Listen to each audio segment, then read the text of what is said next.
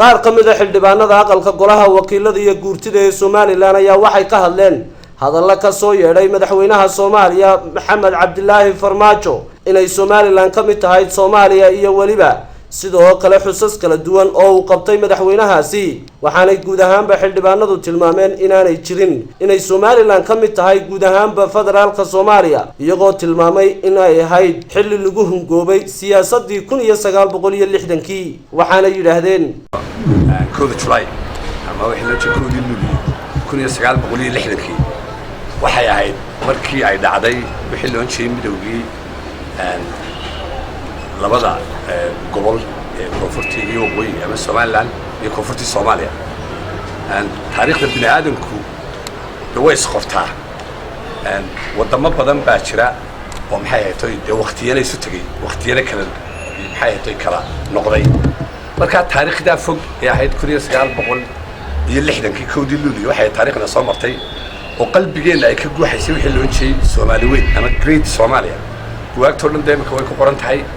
qalbigooda dadka waxa bariga ka guuxay wixii loo jeeyay Soomaaliyeed iyo isla doono wixii loo jeeyay Soomaali maxay tahay weyn oo shantii Soomaaliyeed waa markii aynu lahayn maxay tahay in heesii aynu deeqaadinay aynu lahayn maxay tahay hawdo calankaaga iyo haybso هودو عدة دي هيبس على كاجا اللي حدكي وحكيت بيسي مركين وقال لي هلكن كي أسلم وحن حسوستا يسلون تري لحية لبعتن كي تشون ليباني يا كودي لولي حياة توي لدني كوبي لبعتن كي أكتوبر واللي بس ده ليباني حد موجا بدلوه حكم ده هاي ريدي دي لوجونا والله لا Somaliland iyo Soomaaliya waxay midoobeen 1960kii waqtiga bishii June 26keedii 1960kii waxa Ingiriiskii gumaysan jiray Somaliland iyo geyiga Somaliland laga xoroobay oo madax banaani laga qaatay waqtiga waqtiga calanka Soomaalida la sameeyay waxa uu sabab ahaa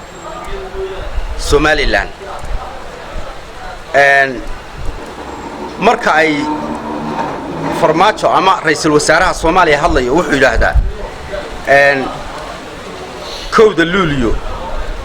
iyo 1960kii iyo 26 June labadaas uu yiraahdaa gobolada qoyb uu yiraahdaa 26kii June ayay xornimada qaateen waxa idin cadeynaysa inaanan laba dal oo midoobay aanu ahayn oo midowgaana khasaare weyn aanu ka qaadno oo khasaarihiina de xornimadeedii dib u la socday 1991kii waxa weeyaan